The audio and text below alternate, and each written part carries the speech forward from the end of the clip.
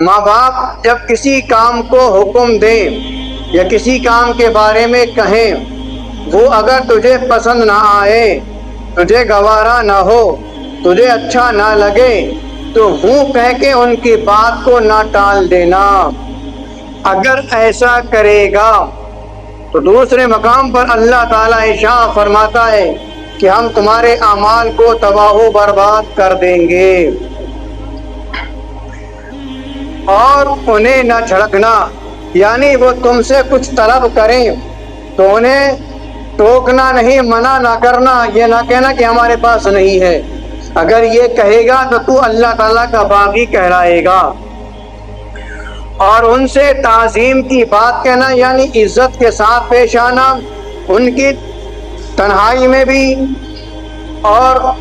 سامنے بھی عزت کرنا، یعنی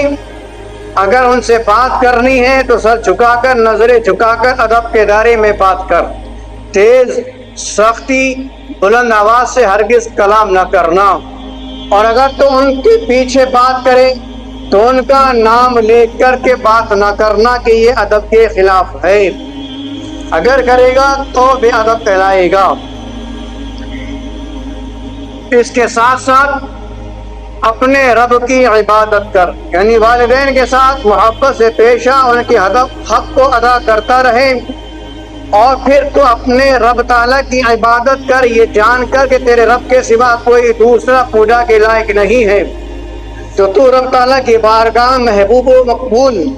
ہو جائے گا۔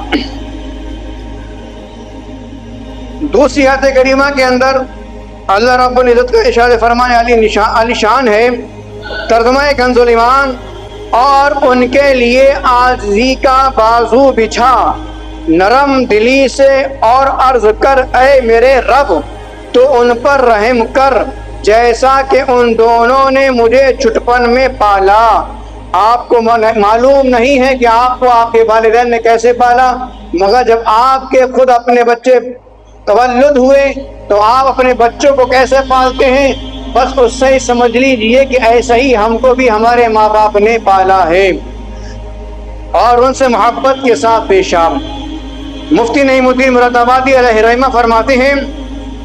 ضعف کا غلبہ ہو، کمزوری زیادہ ہو، اعضاء میں قوت نہ رہے، اور جیسا تو بچپن میں ان کے پاس بے طاقت تھا، ایسے ہی وہ آخری عمر میں تیرے پاس ناتواں رہ جائیں، کمزور ہو جائیں، تو ان کے ساتھ محبت سے پیش آ، اور اپنی زبان سے کوئی ایسا کلمہ نہ نکالنا جس سے یہ سمجھا جائے کہ ان کی طرف سے طبیعت میں کچھ گرانی ہے، یعنی ایسے لفظ بول دیے جن سے ان کو وہ لفظ برے لگتے، بھاری لگتا، ان کا مزاج بدل جاتا، ایسے لفظ ان سے ہرگز نہ کہنا، اور حسن ادب کے ساتھ ان سے خطاب کرنا، بات کرنا۔ مسئلہ ماں باپ کو ان کا نام لے کر نہ پکارے، یہ خلاف ادب ہے، اور اس میں ان کی دل آزاری ہے، یعنی جب کوئی بیٹا اپنے باپ کا نام لے کے پکارے، مثلاً کسی کے باپ کا نام سلیم ہے اور کہے سلیم ابو ادھر سنو، سلیم ابو ہماری بات سنو، تو یہ بے ادبی ہے، ان کے دل کو تکلیف پہنچتی ہے، اگرچہ وہ اپنے آواز کو، اپنی تکلیف کو اپنی اولاد پر ظاہر نہ کریں، وہ تکلیف بھی چہرے سے پہچانی جاتی ہے، تو ہرگز اپنے سامنے بھی اپنے باپ کو آواز دے تو والد صاحب کہہ کر یہ ادب کا الفاظ استعمال کرے، یہ نہ کہے سن نہیں رہے، کیا کر رہے، کہاں جا رہے، اس طرح کے الفاظ بھی استعمال نہ کرے، بلکہ ادب کے ساتھ کہیں ابو جان، یہ والد محترم، یہ والد صاحب، آپ کہاں جا رہے ہیں، آپ کیا چاہتے ہیں، آپ کی کیا خواہش ہے، اس طرح کے الفاظ ادب کے دائرے میں استعمال کرے۔ اگر بے ادبی کے استعمال کیے تو اللہ تعالیٰ کی بارگاہ میں مردود ہوگا، لیکن وہ سامنے نہ ہو تو ان کا ذکر نام لے کر کرنا جائز ہے، یعنی اگر اپنے باپ کے تعلق سے گفتگو چل رہی ہے تو اپنے یہ بھی کہہ سکتا کہ میرے والد نے کہا ایسا، یہ میرے والد کا کردار ایسا، یہ میرے والد کے مجھ پر یہ احسانات یہ ہیں، یہ کہے زیادہ بہتر ہے، اور یہ بھی کہہ سکتا کہ میرے باپ عبدالرحمن کے مجھ پر یہ احسان ہے، میرا باپ عبدالرحمن ہے ان کے مجھ پر یہ احسان ہے، میرے باپ عبدالرحمن میرے لیے بہت اچھے ہیں، بہت بہتر ہیں، بہت بھلے ہیں، اس طرح بھی گفتگو کر سکتا ہے، یہ جائز ہے، لیکن ان کو نام لے کے ہرگز نہ پکارے۔ نام ان کا اس جگہ لے جہاں ان کے نام کی ضرورت ہو، اور جب لوگ ان کو یعنی تجھ کو پہچانتے ہیں کہ تو فلاں کا بیٹا ہے، تو پھر یہ کہنے کی ضرورت نہیں کہ میرے باپ سلیم نے تمہارے پاس مجھ کو بھیجا ہے یہ کام کے لیے، بلکہ سیدھے ڈائریکٹ کہے کہ ہمارے والد محترم نے آپ کے پاس بھیجا، یا آپ سے یہ کام ہے، یا آپ کو بلایا ہے، یا آپ کو طلب فرمایا ہے، اس طرح کے الفاظ استعمال کرے۔ اسی طریقے سے ماں باپ سے یہ نہ کہے کہ لو ابو کھانا کھا لو، امی کھانا کھا لو، نہیں، امی جان، والد صاحب یا والدہ صاحبہ کھانا کھا لیجئے، کھا لیجئے، جس میں ادب کے الفاظ ہو وہ الفاظ استعمال کریں۔ کھانا لاؤ، ہمیں بھوک لگ رہی ہے، یہ بے ادبی کے الفاظ اس طرح کہنا جائز نہیں، بلکہ امی جان ہمیں کھانے کی خواہش ہے، ہو سکے تو ہمارے لیے کھانا ہمیں مل جاتا تو بہتر ہوتا۔ یعنی اپنی ماں کو اپنا حکم بھی نہ سنائے کہ تو غلام ہے، غلام بن کر رہے، تو حاکم نہیں ہے، تو غلام ہے، غلام ہی بن کر رہے، یہ نہ کہے اے میری ماں مجھے بھوک لگی مجھے کھانا دو، یہ تجھے اس کا اختیار نہیں ہے۔ غلام کی اتنی اوقات نہیں ہوتی کہ وہ اپنے آقا کو حکم دے۔ جب اولاد اپنے ماں باپ سے کچھ طلب کرے تو اپنی خواہش کو ادب کے ذریعے میں، ادب کے الفاظوں میں ڈھال کر کے بیان کرے کہ ابو جان ہمیں کپڑوں کی ضرورت ہے، اگر آپ کی حالات بہتر ہوں، آپ کا دل چاہے تو ہمیں کپڑے بنا دیجئے، ہمیں فلاں چیز کھانے کا ہمارا من کرتا ہے، اگر آپ کی جیب اجازت دیتی ہو تو ہمیں یہ ہمارا اس کا انتظام کر دیں، آپ کا بڑا احسان ہوگا، کیونکہ باپ سے بڑا اولاد پر کسی کا احسان نہیں ہوتا، اور اولاد سے زیادہ ماں باپ کا کوئی زیادہ غدار اور نافرمان بھی نہیں ہوتا، ناشکرہ بھی نہیں ہوتا۔ دوست اگر ایک مرتبہ ایک چائے پلا دے تو مہینوں احسان رکھتا ہے، یار اس نے مجھے چائے پلائی تھی، لیکن وہ ماں باپ 3 ٹائم کھانا کھلاتے، اس لڑکے کو، اس لڑکی کو، اس بیٹے اس بیٹی کو اس کا رتی بھر بھی احساس نہیں ہوتا۔ کیا کہتا یہ تو ہمارا حق ہے، ہم تو زبردستی لے لیں گے، ہمارا باپ ہمیں کیسے نہ کھلائے گا، ہماری ماں ہمیں بنا کے کیسے نہ کھلائے گی، زبردستی کروائیں گے۔ کوئی زبردستی نہیں، کوئی بھی زبردستی نہیں۔ ابھی ہم نے اسلام سیکھا نہیں ہے، اس لیے تو کہتے ہیں وہ انسان نہیں جس نے اسلام کی تعلیم حاصل نہ کی ہو۔ وہ کیا انسان ہے؟ بے علم زندگی یوں ہی ہے جیسے کہ ایک چوپاہے کی زندگی۔ علامہ نعیم الدین مراد آبادی علیہ رحمہ فرماتے ہیں ماں باپ سے اس طرح کلام کرے جیسے غلام آقا سے گفتگو کرتا ہے، یعنی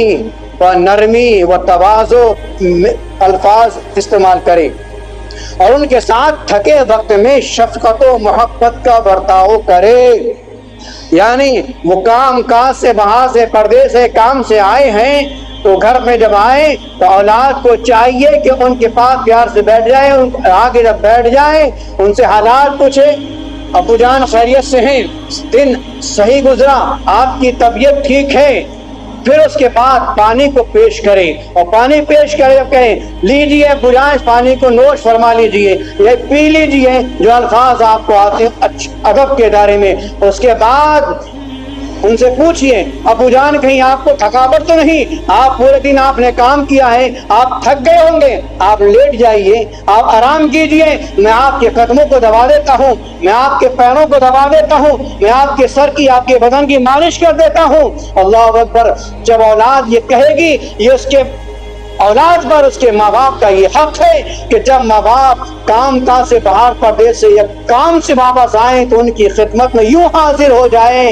جیسے کہ ایک نوکر اپنے آقا کے کاروبار میں حاضر ہوتا ہے۔ مگر یہاں ہوتا الٹا ہے، ماں باپ باہر سے آتا ہے تو اس سے حالات تو نہیں پوچھے جاتے، بلکہ اس سے اپنے حالات بیان کر کے اس سے طلب کیا جاتا ہے۔ اللہ اکبر۔ اور پھر یہ کمی صرف بچوں کی نہیں، یہ ماں باپ کی کمی ہے کہ اپنے بچوں کو دین کیوں نہ سکھایا۔ خود اچھے ہوتے، خود ماں باپ کے وفادار ہوتے تو ان کی اولاد بھی ان کی وفادار ہوتی۔ تو اب اگر اولاد نافرمان ہے تو ہر باپ کو اپنے گلے میں جھانکنا چاہیے کہ میری اولاد میری نافرمان کیوں ہے، میری اولاد بدتمیز کیوں ہے، میری اولاد میرا کہاں کیوں نہیں مانتی، میرے اولاد کے اندر میری اولاد کی آنکھوں میں شرم و حیا کیوں نہیں ہے، یہ ادب سے پیش کیوں نہیں آتی۔ تو اپنے گریبان میں جھانکے، اپنے آپ میں جھانکے اور اپنی زندگی کا حساب لے۔ کہیں ایسا تو نہیں کہ میں نے اپنی اولاد کے حق ادا کرنے میں کمی کی ہو اور اسی کمی کا نتیجہ یہ ہے کہ میری اولاد مجھ پر چڑھ چڑھ کر آ رہی ہے، مجھ سے سوالات کر رہی ہے، میری اولاد مجھ سے میری زندگی کے بارے میں پوچھ رہی ہے کہ تم نے کیا کرا ہے، حالانکہ یہ تو میرا حق ہے کہ میں اولاد سے پوچھوں کہ تو نے صبح سے شام تک کیا کیا ہے۔ لیکن افسوس یہاں ہر نقشہ زندگی کا الٹا نظر آتا ہے۔ جس کو پوچھنا چاہیے وہ پوچھتا نہیں، اور جس کو پوچھنا نہیں چاہیے وہ پوچھتا ہے، وہ حساب لیتا ہے۔ باپ اپنی اولاد سے تو حساب نہیں لیتا، مگر اولاد اپنے باپ کا حساب ضرور لیتی ہے۔ یہ گھر گھر کی کہانی ہے پیارے، ایسے نہیں کہ ہمارے زبان میں جو الفاظ آ رہے ہیں ہم بول رہے ہیں۔ اسی قوم سے جڑے ہوئے ہیں، اسی قوم میں 24 گھنٹے رہتے، اسی قوم کے حالات کو پڑھتے ہیں، اسی قوم کے لوگ داد و فریاد لے سے ہمارے پاس آتے ہیں، بہت آتے ہیں۔ ماں باپ اپنی بچوں کی شکایتیں لے کر کے، شوہر بیوی کی، بیوی شوہر کی شکایتیں لے کے آتی ہے، بس یہ 3 کام ہے۔ تیسرا تو پڑوسی آئے گا، بیمار ہے کہ کچھ کرا دیا ہے کہ کچھ ہو گیا ہے کہ میرا کاروبار نہیں چلتا، کمینہ نماز ایک وقت کا نہیں پڑھتا، بس مجھ پہ جادو ٹونا کرا دیا، روزہ وہ نہیں رکھتا، جادو ٹونا کرا دیا، کاروبار نہیں چل رہا ہے تو بس سیدھا ذہن جاتا ہے 24 گھنٹے کی طرف، اس کو یہ بھول گیا کہ روزی دینے والا اللہ ہے، روزی دینے والا شفا دینے والا اللہ ہے، روزی دینے والا کوئی تعویذ کرنے والا نہیں ہے، روزی کا مالک کوئی تعویذ کرنے والا نہیں ہے، ہماری روزی کا مالک، ہماری زندگی کا مالک ہمارا رب ہے، روزی نہیں دیتا ہے تو ہم تعویذ نہ لے کر کے اپنے پیشانی کو اپنے رب کی بارگاہ میں کیوں نہیں چکا دیتے کہ جس سے ہماری روزی میں برکت ہو جائے، بس ہمیں تعویذ مل جائے، ڈنڈا مل جائے، دم ہو جائے، دعا ہو جائے۔ لیکن جس چیز میں گارنٹیڈ شفا ہے، جس چیز میں گارنٹی ہے رزق میں برکت ہوتی ہے، ہم اس کے کوسوں میل پاس نہیں ہے، کروڑوں میل دور ہے، اور پھر کہتے صاحب رونا آتا ہے بہت۔ افسوس تعویذات کرنا جائز ہے، سنت بھی ہے وقت ضرورت، مگر تب کہ جب تم اپنی پوری کوشش کر چکے ہو اور تمہارے حالات بدلنے میں نہ آتے ہو، تب اس چیز کا سہارا لیا جائے، پھر کسی نیک پرہیزگار متقی عالم دین سے تعویذ بنوایا جائے، پھر وہ جو صلح مشورہ دے اس کی ان نصیحتوں پر عمل کرتے ہوئے اس تعویذ کو استعمال کرے تو انشاءاللہ الرحمن ضرور برکت حاصل ہوگی۔ مگر اب چونکہ تعویذ گنڈے کا ایک دھندا بنا ہوا ہے، نہ تعویذ دینے والے کی کوئی پرواہ ہے، نہ تعویذ لینے والے کو پرواہ ہے کہ صاحب تعویذ دے تو لے تعویذ، دے تعویذ، لے تعویذ، دے تعویذ، تیری زندگی بدلے یا نہ بدلے، میرا تعویذ دینا جائز ہے یا نہیں جائز ہے، میں کوئی مطلب نہیں ہے، میں کوئی مطلب نہیں۔ ہر چیز کا حساب ہوگا، کوئی چیز ایسی نہیں جو بچ جائے گی، کوئی بھی جائز کام بھی غلط طریقے سے کرے گا وہ بچا نہ جائے گا، وہ بخشا نہ جائے گا، اس سے اس کے بارے میں سوال ہوگا کہ تو نے یہ کام کیوں کیا۔ رزق میں برکت نہیں ہے تو نماز کی ضرورت ہے، تعویذ کی ضرورت نہیں۔ رزق میں برکت نہیں ہے تو روزہ رکھنے کی ضرورت ہے، تعویذ کی نہیں۔ کوئی بیمار شفا پا بیمار ہے، نماز اور روزے کی، صدقہ و خیرات کی ضرورت ہے، تعویذ کی ضرورت نہیں۔ جب ان سب کرنے سے راحت نہ ملے تب کلام الہی کو لکھ کر گلے میں ڈالا جائے، پیا جائے، یہ دم کرایا جائے، تب انشاءاللہ شفا ملے گی۔ آگے آپ فرماتے ہیں ماں باپ کے تعلق سے کہ ان کے ساتھ تھکے وقت میں شفقت و محبت کا برتاؤ کرے، انہوں نے تیری مجبوری کے وقت تجھے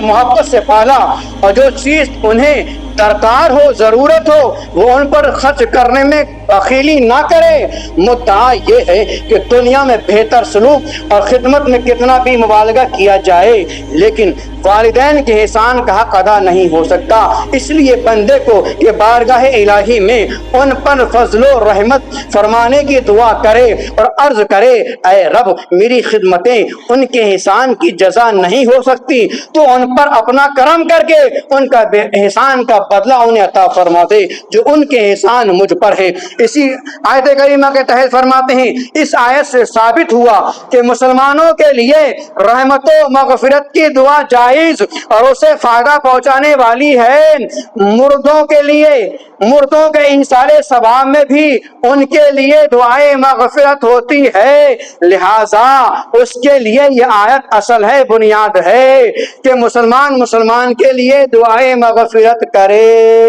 یہاں سے 10ویں 20ویں 40ویں کا بھی ثبوت مل جاتا ہے۔